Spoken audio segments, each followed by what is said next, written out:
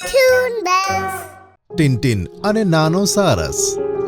ટિનટિન, કદાચ મારું નામ ટિનટિન છે, પણ હું આ જંગલમાં શું કરી રહ્યો છું? અરે બાપરે, સિંહ આવી ગયો!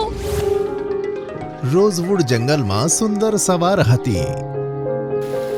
ઝરણું ખૂબ જ ઝડપથી વહી રહ્યું હતું. આ સમયે જીરાફ, હરણ અને મોન્ટુ વાંદરો પાણી પીવા માટે ઝરણા પાસે આવ્યા. આજે તો પાણી બહુ ઠંડુ આવી રહ્યું છે. હા, બહુ જ ઠંડુ. વાહ, મજા આવી ગઈ.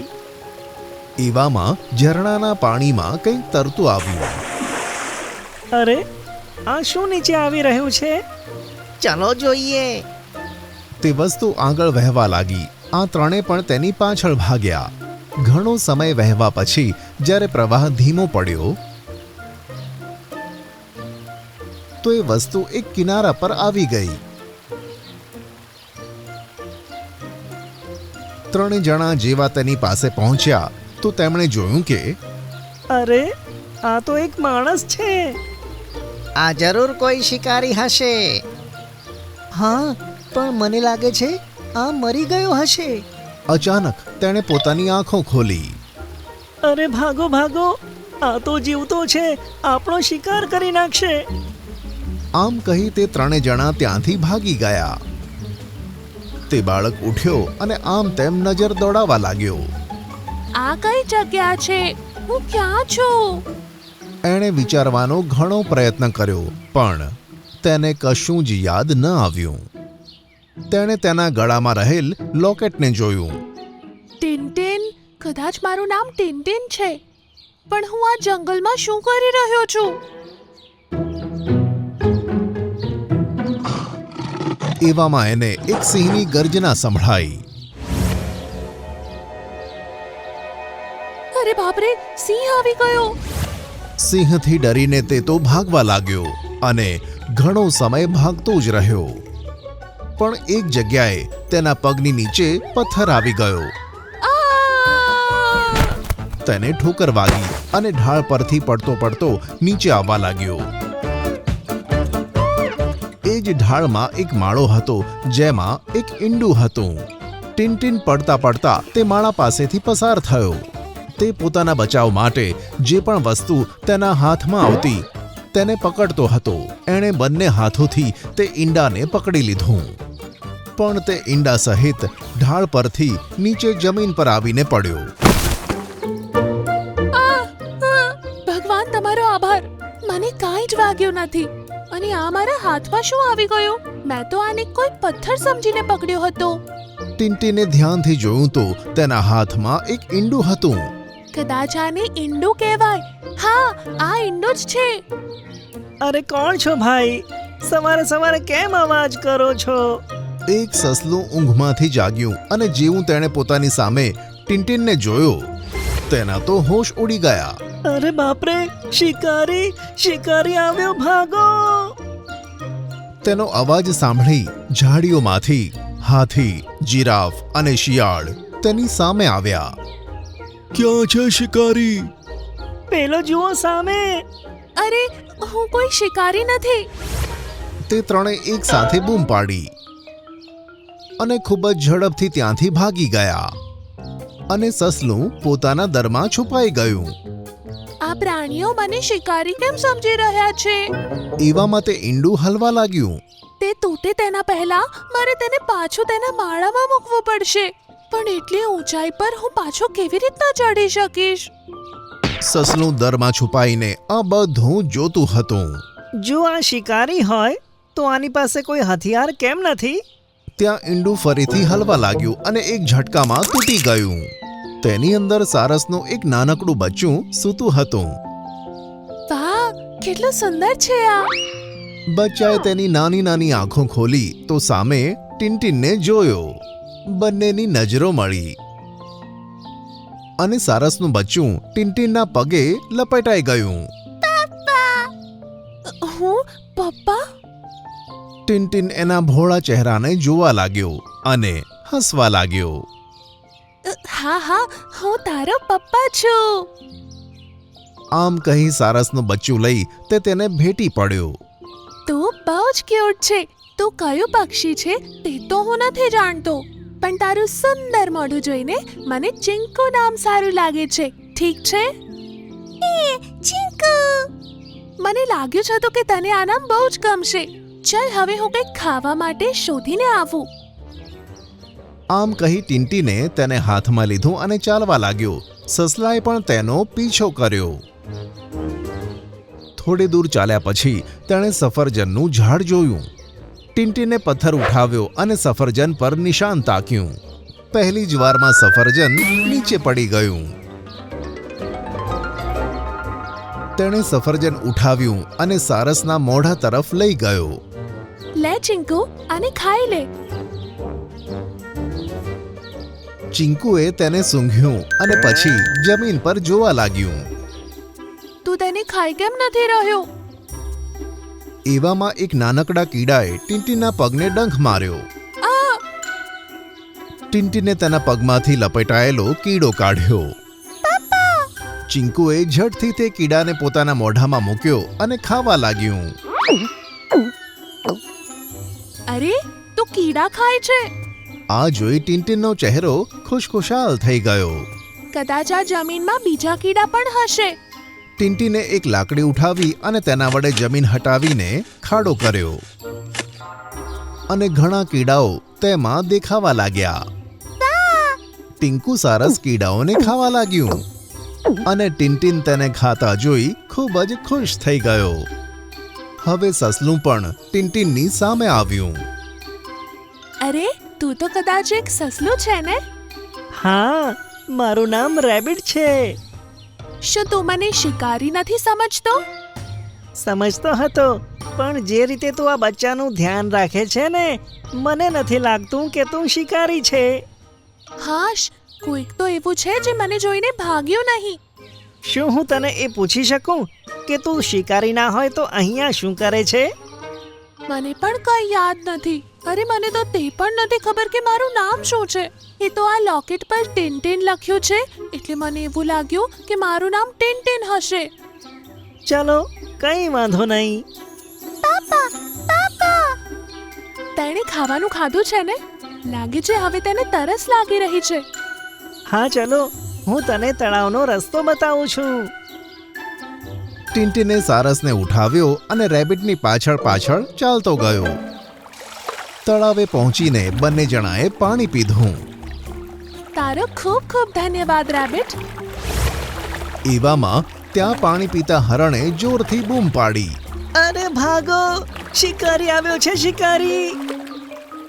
આમ કહી તે ત્યાંથી ભાગી ગયું. આ પ્રાણીઓ મને ક્યાં સુધી શિકારી સમજતા રહેશે? અરે સમજવા દે ને, હજુ તો તને પણ ખબર નથી કે તું કોણ છે. ટિન્ટિન અને રેબિટ બંને હસે છે. રેબિટ હંમેશા ટિન્ટિન અને ચિંકુ સાથે રહેવા લાગ્યું. ચિંકુ સારસ ટિન્ટિનને પોતાનો પિતા સમજતો હતો અને તેની સાથે તે ખૂબ જ ખુશ હતો. ત્રણે જણા આમ સાથે રહેતા, સાથે ખાતા આમ દિવસો વીતવા લાગ્યા અને ટિન્ટિન મોટો થઈ ગયો હતો. એક દિવસ ત્રણે જણા બેઠા બેઠા વાતો કરતા હતા. એવામાં તેમને આકાશમાં સારસોનું એક ઝુંડ ઉડતું જોવા મળ્યું. અરે પપ્પા, પેલા જો! આ બધા તો તારા જેવા છે અને તે ઉડી શકે છે, તો તેનો મતલબ થયો કે તારે પણ ઉડવું જોઈએ. રેબિટ, શું તને ખબર છે કે આમનો ઝુંડ ક્યાં મળશે? હા, પણ મને નથી લાગતું કે એમની વચ્ચે ચિંકુને મોકલવો જોઈએ. હા પપ્પા, મારે તમને છોડીને નથી જવું. તું ઉડવા માંગે છે કે નહીં? ચિંકુ સારસે આકાશમાં જોયું પણ કશું જ ન બોલ્યું. કોઈ વાંધો નહીં, હું તને ઉડવાનું શીખવીશ. આમ કહી ટિન્ટીને સારસને પોતાના ખભે મૂક્યો. હવે જ્યારે હું ભાગવાનું ચાલુ કરું ત્યારે તારા પાંખોને જોરથી ફફડાવજે. ચિંકુ સારસે હામાં માથું હલાવ્યું અને ટિન્ટીન દોડવા લાગ્યો અને પાછળ પાછળ રેબિટ પણ દોડવા લાગ્યું. પપ્પા, બહુ જ હવા લાગી રહી છે. પોતાની પાંખને હલાવ. ચિંકુએ તેની પાંખો હલાવવાનું શરૂ કર્યું અને થોડી વારમાં તે હવામાં ઉડવા લાગ્યું. અરે વાહ પપ્પા! મને ઉડવાનું આવડી ગયું. હવે ચિંકુ હવામાં ઉડવા લાગ્યો. એને ઉડતા જોઈને ટિનટિનને ખૂબ જ ખુશી મળી.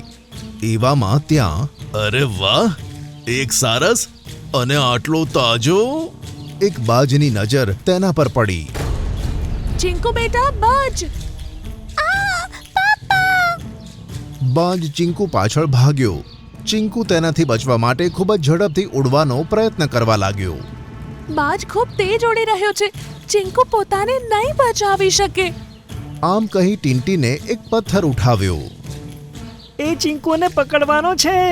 ટિન્ટીને પથ્થરથી બાજનું નિશાન તાક્યું. બાજ ચિંકુ સુધી પહોંચવાનો જ હતો એવામાં તેને પથ્થર વાગી ગયો અને તે દૂર જઈને પડ્યો. ચિંકુ નીચે આવ્યો અને તે ટિન્ટીન પાસે જઈ તેને ભેટી પડ્યો. જો તું તારા ઝુંડ જોડે હોત તો તેણે ક્યારે તારી ઉપર હુમલો ના કર્યો હોત. ના પપ્પા, હું તમને છોડીને ક્યાંય નહીં જાઉં. ટિન્ટીન કોણ છે અને જંગલમાં કેમ છે? શું તે ચિંકુ સારસના મા બાપને શોધી શકશે? આ સવાલોના જવાબ જાણવા માટે આ વાર્તાનો આગળનો ભાગ જરૂર જોજો. દૂર ક્યાંક જંગલમાં એક સોનચકલી રહેતી હતી. તેનું આ નામ એટલા માટે પડ્યું કારણ કે તેની પાંખો સોનેરી હતી અને આ જંગલમાં તે સૌથી સુંદર ચકલી મનાતી હતી. એક દિવસ સોનચકલી તેના મિત્રો નીલુ ચકલી અને ટીનુ ચકલી સાથે સાંજે ફરવા માટે નીકળી. તેમને ખબર ન હતી કે એક ગીધ તેમનો શિકાર કરવા માટે પીછો કરી રહ્યું હતું. સોનચકલી મસ્તીમાં આવીને ઉપર ઉડવા લાગી. ત્યાં જ ટીનુ ચકલીએ જોયું કે ગીધ તેની ઉપર હુમલો કરવાનું છે. મિત્રો, જલ્દીથી નીચે ચાલો. ગીધ આપણી ઉપર હુમલો કરવાનું છે. તેની વાત સાંભળીને સોનચકલી અને નીલુ ચકલી નીચે આવી ગયા. પણ ટીનુ ચકલી જલ્દીમાં ઝાડની એક ડાળી સાથે અથડાઈ ગઈ અને તેની પાંખમાં ઘણી ઈજા થઈ. તે ત્યાં જ જમીન ઉપર પડી ગઈ અને ઉડવા લાયક ન રહી. આ જોઈને સોનચકલી અને નીલુ ચકલી તેની પાસે પહોંચ્યા. અરે ટીનુ ચકલી, શું થયું તને? ટીનુ ચકલી, તું ઠીક તો છે? મારી પાંખોમાં ખૂબ જ દર્દ થાય છે. કહીને તેણે ઉડવાનો પ્રયત્ન કર્યો પણ ઉડી ન શકી. તું ઉડવાનો પ્રયત્ન ના કર, નહીં તો ઘણો દર્દ થશે. હવે આપણે આને સાજી કેવી રીતે કરીશું? આની ઈજા અને દર્દને મટાડવા માટે આપણે સોનાના ફૂલ લાવવા પડશે, જે કાળા પહાડ ઉપર જોવા મળે છે. હા, તે ફૂલ વિશે તો મેં પણ સાંભળ્યું છે, પણ કાળા પહાડ ઉપર અત્યારે ખૂબ જ અંધારું હશે. હા, પણ અત્યારે તું ત્યાં જઈ શકે છે કારણ કે તારી સોનેરીની પાંખ ચંદ્રના પ્રકાશમાં ચમકે છે અને પ્રકાશ ફેલાવે છે. તને તે ફૂલ સહેલાઈથી મળી જશે. સાંભળીને સોનચકલીએ કંઈક વિચાર્યું અને કહ્યું, સારું, હું તારા માટે તે ફૂલ લેવા અત્યારે જ જઉં છું. સાંભળીને બંને ચકલીઓ ખુશ થઈ. નીલુ ચકલી ટીનુ ચકલી પાસે રોકાઈ ગઈ અને સોનચકલી કાળા પહાડ તરફ ઉડી ગઈ. રસ્તો ઘણો લાંબો હતો. ઘણે દૂર ગયા પછી સોનચકલીએ જોયું કે ઠીક તેના જેવી જ દેખાતી એક બીજી સોનચકલી આકાશમાં ઉડી રહી છે. સોનચકલી તેને આશ્ચર્યથી જોઈ રહી હતી કારણ કે તેને તેના જેવી બીજી સોનચકલી પહેલી વાર જ જોઈ હતી. તે તેની પાસે જઈને તેની સાથે ઉડતા ઉડતા વાતો કરવા લાગી. મારું નામ સોનચકલી છે. તું તો એકદમ મારા જેવી જ દેખાય છે. તને ક્યારે પહેલા અહીં જોઈ નથી. તું ક્યાંથી આવી છે? મારું નામ પણ સોનચકલી છે. કહીને સોનચકલીએ તેને બધું કહી દીધું. પછી તે ચકલી બોલી, તું એક સોનચકલી થઈને સામાન્ય ચકલીને મિત્ર બનાવે છે અને તેના માટે સોનાનું ફૂલ પણ લેવા જઈ રહી છે. હા, તો શું થયું? આપણે બંને સોનચકલી છીએ, જંગલની સૌથી સુંદર ચકલીઓ. આપણે ફક્ત એકબીજાને જ આપણા મિત્રો બનાવી શકીએ છીએ. તે સામાન્ય દેખાવવાળી ચકલીઓ આપણી મિત્રતાને લાયક નથી. તે ચકલીએ સોનચકલીને એવી વાતો કરી જેને સાંભળીને તેને અભિમાન આવી ગયું. બીજી તરફ નીલુ ચકલી ટીનુ ચકલી પાસે સોનુ ચકલીના આવવાની રાહ જોઈ રહી હતી. જ્યારે સવાર પડી ત્યારે બંનેને સોનચકલીની ચિંતા થવા લાગી. તેણે ટીનુ ચકલીને કીધું કે તે સોનચકલીને જોઈને આવે છે અને તે ટીનુ ચકલીને ત્યાં છોડીને આકાશમાં ઉડી ગઈ. થોડી વાર પછી જ તેને બે સોનચકલીઓ આકાશમાં ઉડતી દેખાઈ. તે તેમની પાસે ગઈ અને પછી તેમની સાથે ઉડતા ઉડતા સોનચકલી સાથે વાત કરવા લાગી. સોનચકલી, તું તો ટીનુ ચકલી માટે સોનાનું ફૂલ લેવા ગઈ હતી ને? તો અહીં શું કરે છે? માફ કરજે, પણ હવે તમે મારા મિત્રો નથી. હવે મારી મિત્ર મારા જેવા દેખાવવાળી બીજી સોનચકલી છે. તને તારી સુંદરતા પર અભિમાન થઈ ગયું છે. કંઈ વાંધો નહીં. જો તું નહીં ગઈ તો હવે દિવસ થઈ ગયો છે, એટલે હું જાતે જ તેના માટે સોનાનું ફૂલ લેવા જઉં છું. એમ કહીને નીલુ ચકલી તે કાળા પહાડ તરફ ઉડી ગઈ. અમુક સમય પછી કાળા પહાડ પરથી ચાંચમાં તે સોનાનું ફૂલ લઈને ટીનુ ચકલી પાસે ઝડપથી ઉડી ચાલી. ટીનુ ચકલી તેને જોઈને ખુશ થઈ ગઈ અને પછી કહેવા લાગી, અરે નીલુ ચકલી, તું એકલી જ આ ફૂલ લઈને આવી છે? સોનચકલી ક્યાં છે? સાંભળીને નીલુ ચકલીએ ચાંચમાં દબાયેલું ફૂલ જમીન પર મૂક્યું અને કહ્યું, તું પહેલા આ ફૂલને ખાઈને તારો દુખાવો ઠીક કર, પછી કહું છું. ટીનુ ચકલીએ પછી તે ફૂલની એક બે પાંખડીઓ ખાધી. તેને ખાતા જ તેનો દુખાવો એકદમ ઠીક થઈ ગયો. તે હવે સરસ ઉડવા લાયક થઈ ગઈ. તારો ખૂબ ખૂબ આભાર પ્યારી મિત્ર. હવે મને કહે કે સોનચકલી ક્યાં છે? સાંભળીને નીલુ ચકલીએ તેને બધું જ કહી દીધું, જે સાંભળીને તેને ખૂબ જ દુઃખ થયું. તેમણે સોનચકલી સાથે મિત્રતા નહીં કરવાનું નક્કી કરી લીધું. બીજી બાજુ સોનચકલી તેની નવી મિત્ર સાથે ખૂબ જ ખુશ હતી. તેઓ આખા દિવસ સાથે રમતા અને સાથે સમય વિતાવતા. તે બંને અન્ય કોઈ ચકલી સાથે વાત પણ નહોતા કરતા, કારણ કે તે બંનેના મતે બીજી કોઈ ચકલી તેમની મિત્રતાને લાયક ન હતી. એક દિવસ જંગલમાં મુશળધાર વરસાદ શરૂ થઈ ગયો. બંને સોનચકલીઓ જલ્દીથી ઝાડની એક ડાળી પર જઈને બેસી ગઈ. અચાનક પવન ફૂંકાયો, જેનાથી ઝાડ પરનું એક ભારે પાંદડું સોનચીડિયાને વાગ્યું અને તે જમીન પર થયેલા કીચડમાં જઈને પડી ગઈ. થોડા સમય પછી વરસાદ બંધ થઈ ગયો હતો, પણ સોનચકલી આખી કીચડમાં ફસાઈ ગઈ હતી. તેની પાંખો પણ ભારે થઈ ગઈ હતી. તું ઉપરથી શું જોઈ રહી છે? નીચે આવીને મારી મદદ કર. સાંભળીને નવી સોનચકલી નીચે આવી અને જમીન પર પગ મૂક્યા વગર બોલી, હવે તું કદરૂપી દેખાય છે. જ્યાં સુધી તું ફરીથી સોનેરી નથી થઈ જતી ત્યાં સુધી મારી મિત્રતાને લાયક નથી.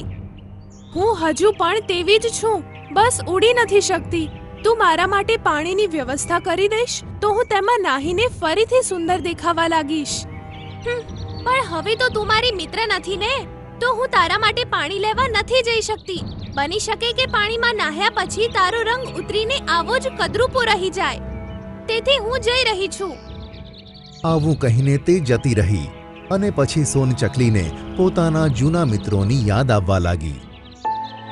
પણ તેની પાંખો કઠણ થઈ ગઈ હતી, તેથી તે ઉડી શકતી ન હતી. ઘણા સમય સુધી તે બસ આમ જ જમીન પર પડી રહી. કેટલાક સમય પછી નીલુ ચકલી અને ટીનુ ચકલી ત્યાંથી જઈ રહી હતી તો તેમની તેના પર નજર પડી. તેને જોઈને તે બંને તેની પાસે પહોંચી. અરે, તું તો આખી કીચડવાળી થઈ ગઈ છે.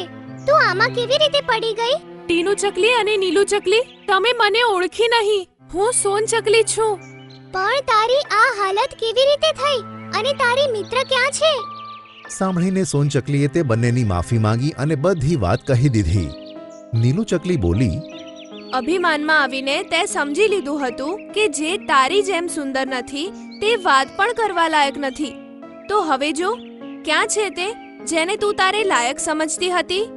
મારાથી ખૂબ મોટી ભૂલ થઈ ગઈ છે. હવે હું ક્યારેય મારી સુંદરતા ઉપર ઘમંડ નહીં કરું. આ સાંભળીને નીલુ ચકલી અને ટીનુ ચકલી એક નાની લાકડી શોધીને લાવ્યા અને સોનચકલીને તેને ચાંચમાં દબાવવાનું કહ્યું. જ્યારે સોનચકલીએ લાકડી વચ્ચેથી તેની ચાંચમાં દબાવી લીધી તો તે લાકડીના બંને છેડાને નીલુ ચકલી અને ટીનુ ચકલીએ પોતાના પંજામાં પકડી લીધી અને પછી તેને લઈને આકાશમાં ઉડી ગઈ. તળાવની પાસે જઈને તેમણે તેને પાણીમાં ડૂબાડી અને પછી ફરીથી ઉપર ખેંચી લીધી. આમ કરવાની સાથે જ તેના શરીર અને પાંખમાં રહેલ કીચડ દૂર થયું અને તે ફરીથી સુંદર થઈને ઉડવા લાયક થઈ ગઈ. પછી તે બંનેની સાથે સોનચકલી તે જગ્યાએ જતી રહી જ્યાં તેઓ રોજ રમતા હતા.